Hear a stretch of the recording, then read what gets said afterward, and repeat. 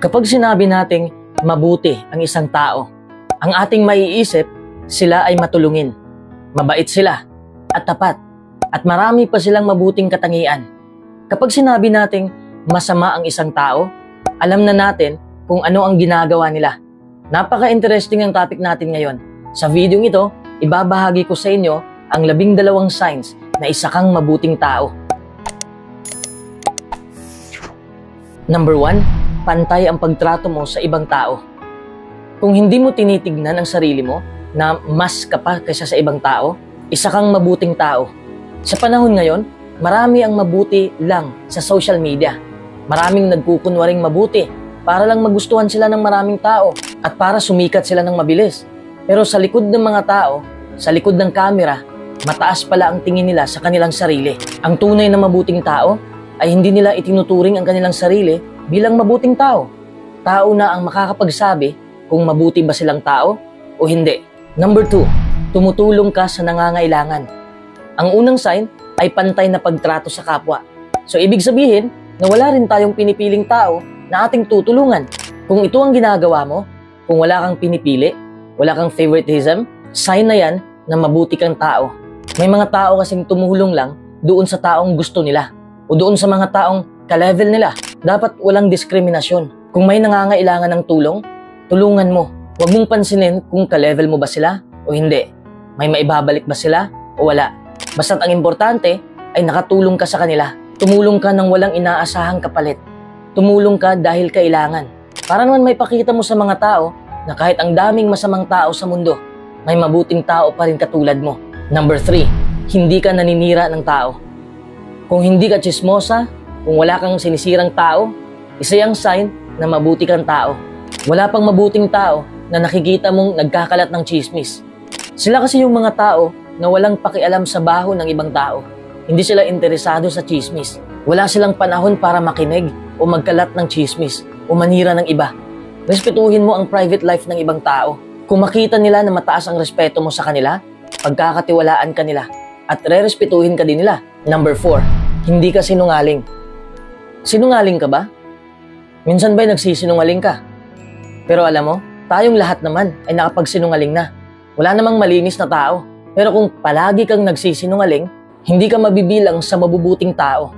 Pero kung ngayon ay nagbago ka na at ayaw mo nang magsinungaling, sign na yan na isa kang mabuting tao. May mga tao kasing takot magsabi ng katotohanan dahil ayaw nila ng gulo. Pero yung mga taong mabuti, hindi nila tinatabunan ng matatamis na mga salita ang kanilang masamang nagawa. Sinasabi nila ang totoo, tapos hihingi sila ng tawad sa mga pagkakamali nila.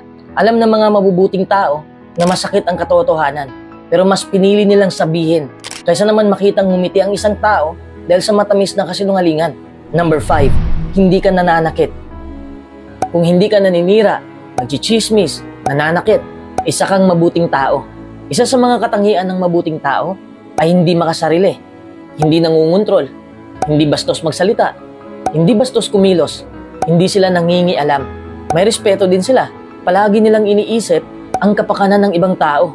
Mapagbigay sila. Nakikinig sila sa hinanaing ng iba. Yan ang dahilan kung bakit sila namumuhay ng may integridad at iniiwasan nilang madamay ang ibang tao sa kanilang sariling mga problema. Gusto kasi ng mabuting tao na may positibo silang nagawa sa mundo para marami silang ma-inspire. Number 6, mahal mo ang kalikasan. Kung isa ka sa mga taong may respeto sa kalikasan, tanda yan na isa kang mabuting tao. Huwag kang gumawa ng mga bagay na ikakasira sa mundo natin. Huwag mong saktan ng mga hayop. Kung mahal mo ang Diyos, dapat mahalin mo rin ang lahat ng kanyang nilalang. Ipakita mo ang iyong respeto sa mga hayop at sa kalikasan. Ibig sabihin lang yan, may respeto ka rin sa Diyos. Ipakita mo sa Diyos na matulungin ka. Naglilinis ka. Inalagaan mo ang mga alaga mong hayop. Inalagaan mo ang iyong mga pananim. Walang mangyayaring pagbabago sa mundo kung wala kang aksyon. Number 7, hindi ka bastos. Kung hindi ka bastos magsalita, kung hindi bastos ang pagtrato mo sa ibang tao, isa kang mabuting tao. Maraming tao ngayon ang napakabastos umasta. Sisigawan nila ang mga taong mababa sa kanila. Umaasta silang mataas. Sabi ko nga kanina sa number 1, dapat pantay ang pagtrato mo sa mga tao. Huwag tayong maging bastos. Magkaiba man tayo ng naabot sa buhay, tao pa rin tayo na makakaramdam ng sakit kapag tayo ginawa ng masama. Minsan may panahon din naman na bad mood tayo. Makakagawa tayo ng mga bagay na ikakasakit sa iba. Pero kailangan nating kontrolin ang ating emosyon. Hihingi tayo ng tawad kung may nagawa man tayong mali. Huwag nating itaas ang ating pride. Tanggapin natin na magkakamali tayo. Respetuhin natin ang lahat. Huwag nating tingnan ang ating sarili na mas mataas pa tayo kaysa sa ibang tao. Dapat pantay lang ang pagtrato natin sa lahat. Number 8, hindi ka mapanghusga. Minsan kasi, mali ang mga nakikita natin. Kapag may nakita tayong tao na mahirap, akala natin tamad siya. Kapag may nakita tayong mayaman, akala natin mayabang siya. Hindi natin tinitingnan ang puso ng tao. Hindi pa nga natin sila nakakasama at nakakausap, iba na ang tingin natin sa kanila. Dapat baguhin natin ang ating ugali. Iba-iba man ang ating kulay, iba-iba man ang naabot natin sa buhay, iba-iba man ang kulay ng ating buhok. Kung may nakikita kang tao na may maraming tattoo, dilaw man ang kailang buhok o itim, mataba, payat, matangkad, pandak, hindi appearance ng tao ang basihan. Kung mabuti kang tao, alam mo yun, nakikita mo ang laman ng kanilang puso. Dapat bukas ang pangunawa mo sa ganitong usapin. Minsan kasi kung sino pa yung wala sa ayos tingnan, sila pa yung mabuting tao. Number 9, hindi ka humingi ng kapalit. Kung tumulong ka na bukal sa loob, sinyalis na yan na mabuti kang tao. May mga tao kasi na tumutulong lang dahil nagpapakitang tao lang, nagpapakitang gilas lang, o tumutulong para may maipost sa social media at makakuha ng maraming likes at views. Hindi yan tunay na kabutihan. Ang tunay na mabuting tao ay palihim na gumagawa ng kabutihan. Hindi kasi nila ipiplease ang tao. Diyos ang pinapasaya nila. Hindi sila tumutulong para ma-proud ang mga tao sa kanila. Wala silang pakialam sa mga papuri. Sapat na sa kanila na ang Diyos lang ang nakakakita ng kanilang kabutihan. Mabuti silang tao dahil alam nilang doon liligaya ang kanilang puso. Sapat na sa kanila ang makita na may magawa silang kabutihan sa mundo. Wala silang pakialam kung makilala man sila o hindi. Basta't alam nilang malinis ang kanilang ugali at moral, masaya na sila sa ganoong bagay. Number 10, hindi ka namimintas. Kung ikaw yung tipo na hindi mahilig mang-bash, mabuti kang tao. Sa panahon kasi ngayon, sa digital na mundo, madaling mag-comment ng mga salitang nakakasakit sa iba. Madaling manira, madaling mamuna. Namumuna lang ang mabuting tao, pero sa positibong paraan. Gusto nilang punahin ng ibang tao para maitama niya ang kanilang pagkakamali. Hindi kasi nila layuning sakta ng isang tao. Layunin nilang pukawin ang saradong isipan ng ibang tao sa pamamagitan ng pagbibigay sa kanila ng mabuting payo. Alam kasi ng mabuting tao kung gaano kasakit ang makarinig ng masasakit na salita. Kaya ayaw nilang gawin ito sa iba. Ayaw nilang ma-discourage ang isang tao. Marunong silang mag-control ng kanilang bibig. Magaling silang magsalita ng hindi nakakasakit. Walang halong negativity. Kung marunong kang humawak ng sitwasyon, kung alam mo kung paano turuan ng iba, isa kang mabuting tao. Dapat alam mo kung paano gamitin ang tamang salita para hindi naman tumiklop ang isang tao. Number 11, hindi ka nagkimkim ng galit. Kung naka-move on ka na, kung wala ng galit sa puso mo, isa kang mabuting tao. Ayaw kasi ng mabuting tao na tumira ang negativity sa puso nila dahil ayaw nilang masira ang kanilang buhay. Alam kasi nila na negatibong emosyon ito at mawawala ang kanilang peace of mind. Pinatawad nila ang mga taong nagkasala sa kanila. Ayaw nilang palubuhin ang gulo. Palagi kasi nilang iniisip na maikli lang ang buhay para magkimkim ng galit. Ayaw nilang mamuhay ng ganoon lang. Alam din nila na matutuwa ang Diyos sa kanila dahil ayaw ng Diyos na may nabubuong galit sa puso natin. Alam ko ang nasa isip mo ngayon, mahirap magpatawad dahil paulit-ulit ka niyang sinaktan. Mapapatawad mo naman rin yon sa pamamagitan ng pag-iwas at mag-move on ka. Number 12, hindi mo tinakpan ang iyong pagkakamali. Kung may mali kang nagawa, tapos sinabi mo ang katotohanan, sign na yan na isa kang mabuting tao. Alam ko mahirap magsabi ng katotohanan, lalo na kung alam nating mali tayo. Pero kailangan nating gawin. Mas madali tayong patawarin ng iba kung tapat lang tayo. Hindi sila maiirita. Hindi lalaki ang gulo. Kung gusto mong maging tapat ang tao sa'yo, dapat yun din ang gawin mo. Kung mahirap ka, huwag kang magkunwaring mayaman. Tanggapin mong mali ka. Tanggapin mong yan ang pagkatao mo. Tanggapin mong yan ang buhay mo.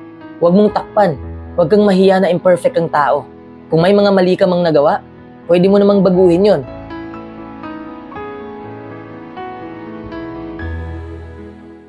Natural na sa atin na gusto nating tanggapin tayo ng mga tao. Gusto nating maramdaman na belong tayo sa circle. Gusto nating sumabay sa kanila para mag-fit in tayo. Gusto nating magustuhan tayo ng mga tao. Gusto nating karapat-dapat tayo sa kanilang oras, atensyon, at pagmamahal. Pero hindi mo na kailangang patunayan ang sarili mo sa kanila. Dahil wala ka namang dapat patunayan. Sapat ka na. Kahit ano pa ang gawin mo, kung wala naman silang pakialam sa'yo, hindi ka talaga nila magugustuhan. Sa videong ito, tutuklasin natin kung bakit wala ka nang dapat patunayan pa. Kung handa ka nang maranasan ang malayang buhay, panoorin mo ang videong ito. Hindi pwedeng ma-miss mo ang number 11. Number 1, buhay mo ito. Wala ka nang dapat patunayan dahil buhay mo ito. Ikaw ang nagkukontrol sa buhay mo. Hindi sila. Ikaw lang ang makakapili kung anong gawin mo sa buhay mo. Basta't hindi lang masama. Ikaw lang din ang makakapagpasya kung ano ang pinakamainam para sa'yo. Marami na kasing tao na namumuhay sila ayon sa inaasahan ng iba. Nakakalimutan na nila ang kanilang sariling kagustuhan at pangangailangan sa buhay. Huwag mong sayangin ang oras mo sa kakagawa ng mga bagay ayon sa inaasahan ng ibang tao. Gawin mo ang mga bagay dahil yun ang gusto mong gawin. Kung walang hatid na kagalakan ang mga ginagawa mo, huwag mo nang gawin. Ikaw lang naman ang nakakaalam kung ano ang gusto mong gawin sa buhay. Ikaw ang masusunod. Pero paalala lang, gawin mo rin ang tama. Gawin mo kung ano ang nakakapagpasaya sa Diyos. Ang pinakamahusay na paraan para maging successful ay ang maging masaya. Kaya't huwag mong hayaan na sisirain ng iba ang kaligayahan mo. Number 2, magkaiba tayo ng kahulugan sa tagumpay. Huwag mo nang patunayan ang sarili mo sa kanila. Kasi iba-iba naman tayo ng kahulugan sa tagumpay. May iba na nakabase sila sa pera. May iba din kung buo ang pamilya nila. Para sa'yo, ano ang success? Hindi ka mag-i-enjoy kung hindi mo alam kung ano ang success para sa'yo. Ikaw lang ang nakakaalam kung ano ang mission mo sa buhay. Ikaw lang ang nakakaalam kung ano ang mas mahalaga sa'yo. Iniisip kasi ng ilan na successful ang isang tao kung may maganda silang trabaho. Ang iba din ay kapag masaya ang relationship nila. Kung ano ang success para sa'yo, gawin mo ang lahat para makamit mo yon. Kung ayaw mo ang ginagawa mo ngayon, itigil mo na yan. Number 3, hindi mo makukontrol ang lahat ng tao. Kahit ano pa ang gawin mo, hindi mo makukontrol ang lahat ng tao. Kung ayaw mo ang kinikilos nila, pwede mong pagsabihan, pero hindi mo sila mababago. Hindi mo sila mapapatigil kung yan ang kagustuhan nila. Kung hindi ka confident sa sarili mo, para bang takot ka kung anong gagawin mo dahil nakatingin sila sa'yo, isa kang weak na tao. Para kang puppet. Parang hinayaan mong lamunin ka ng kanilang reaksyon. Hindi mo na kailangang i-impress sila. Tandaan mo, kahit anong pa ang gawin mo, hindi mo mapiplease ang lahat. Sino ba sila sa buhay mo? Ipakita mo sa kanila kung gaano ka ka-confident sa sarili mo. May mga desisyon ang tao na hindi mo magustuhan, pero wala ka nang magagawa dahil desisyon nila ang masusunod. Hindi mo mababago yon kung talagang ayaw nila. Sa halip na sayangin ang lakas mo sa kakapigil ng masamang ugali nila, mag-focus ka na lang sa sarili mong nararamdaman. Number 4, hindi mo na kailangan ng validation. Na-realize ko na kung sobra tayong nakapokus sa kung ano ang iniisip ng iba tungkol sa atin, ma-stress lang tayo ng sobra. Bawat kilos natin ay may halong takot. Natatakot tayong magsalita, baka magkamali tayo. Natatakot tayong gawin ang gusto natin, baka hindi nila magustuhan. Natatakot tayo sa suot natin, baka malaswaan sila, o baka baduy ang tingin nila sa atin. Ito ang dahilan kung bakit nagpapaka-perfect tayo, nagpapaka-successful tayo, umaasta tayong masaya, para wala silang masabi tungkol sa atin. Lalo na sa social media, nagpo-post tayo ng mga perfect photos para makakuha tayo ng maraming likes. Mas lalo tayong gaganahang mag-post basta may maraming likes at views. Pero paano kung wala? Doon ka na makakaramdam ng kalungkutan kasi nakakabit na ang kaligayahan mo sa mga tao. Sa halip na mag-focus ka sa kung ano ang maaaring ipadama sa'yo ng ibang tao, isipin mo kung paano mo mapapabuti ang sarili mo. Anong mga ginagawa mo sa buhay na nagdudulot ng saya sa'yo? Kung nakapokus ka sa mga pinagagawa mo sa buhay at nakakapagpasaya yon sa'yo, wala kang pakialam sa validation ng iba. Number 5, walang kwenta ang pagkukumpara. Palagi mo bang ikinumpara ang sarili mo sa iba? Sa tingin mo ba'y mas lamang sila sa'yo? Akala mo lang yon. Hindi mo kasi alam ang totoong buhay ng mga tao. Lalo na sa social media, maraming nagpo-post ng masasayang pangyayari. Highlights lang naman yon. Hindi mo alam kung ano sila sa totoong buhay. Kung palagi ka lang nagkukumpara, ginagawa mo lang miserable ang buhay mo. Isipin mo ikinukumpara mo ang iyong pangit na buhay sa magandang buhay ng ibang tao. Doon pa lang, talo ka na. Halos lahat ng mga larawan ay filtered na. Pati buhay pinipeke. Kaya huwag mong ikumpara ang sarili mo sa mga bagay na ilusyon lang. Ang mga nakikita mo lang ay ang gusto lang ng mga taong ipakita sa'yo. Ang nakakatawa pa, ikinukumpara mo ang sarili mo sa iba. Sila din ay nagkukumpara din sa sarili nila sa iba. Number 6, mahal ka ng tamang mga tao. Huwag mo nang patunayan ang sarili mo sa sino man. Kasi kung tamang taong nakapaligid sa'yo, tanggap ka nila. Hindi mo na kailangang i-please sila. Hindi mo na kailangang magpa-impress. Hindi mo na kailangang pikiin ang sarili mo. Ang tunay na nagmamahal sa'yo, alam nilang sapat ka na. Alam nila na amazing ka. Wala na silang hahanapin pa sa sarili mo. Hindi na nila kailangang patunayan mo pa ang sarili mo sa kanila.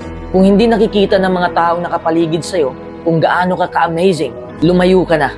Dahil hindi mo tunay na kaibigan ang mga taong nakapaligid sa buhay mo ngayon. Number 7, kaiinggitan ka nila. Kung papatunayan mo ang sarili mo, tapos totoong may mapatunayan ka, mas lalo silang maiinggit sa'yo. Kaya huwag na lang, kasi makikita naman nila ang kakayahan mo, kahit hindi mo pa gagawin. Pero kung gusto mo silang inggitin palalo, hindi kita mapipigilan. May mga tao kasing sobrang mainggitin, dahil hindi nila kaya ang ginagawa mo. Wala silang sapat na karunungan para magawa nila ang mga bagay-bagay. Intindihin mo na lang sila. Number 8, ikaw ang may hawak ng iyong desisyon. Kung tama lang ang desisyon mo sa buhay, gawin mo. Huwag mo nang hintayin kung ano ang opinyon ng ibang tao. Kung sa opinyon ka nila susunod, ikaw ang magdurusa sa huli. Kung nagdesisyon ka para lang sa ibang tao o para patunayan ng ilang bagay, hahantong ka sa mga resulta na hindi mo talaga gusto. Huwag kang gumawa ng bagay para lang bumilib sila sa'yo. Unless kung nabibilib ka rin sa ginagawa mo yon. Number 9, walang kwenta ang materialismo. Sa sobrang pagkamaterialistiko ng mga tao, kahit hirap na hirap sila financially, umaasta silang mayaman. Hindi mo ba alam na sa kakagawa mo ng ganyan, ikaw lang din ang maaapektuhan? Pinipilit mong maghanda sa mga okasyon, kahit hindi mo naman afford ang pagkain. Nagpo-post ka ng mga travel, pero last budget mo na yon. Gusto mo lang maging astig tingnan. Maluloko mo ang mga tao sa kakagawa mo ng ganyan, pero maluloko mo ba ang sarili mo? Kapag mag-isa ka, masaya ka ba talaga? Number 10, hindi mo pa oras. Minsan kasi may mga planong hindi natutupad. Siguro hindi pa ito ang panahon mo. Huwag kang mainggit kung may nakakamit na sa buhay mga kaibigan mo. Balang araw, matutupad mo rin ang pangarap mo.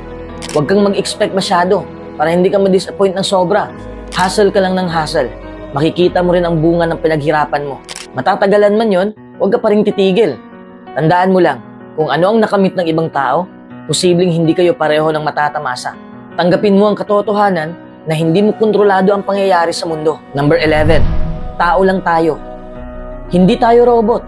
Hindi tayo Diyos. Tao tayo na may limitasyon. Lahat tayo ay may pinapasang problema.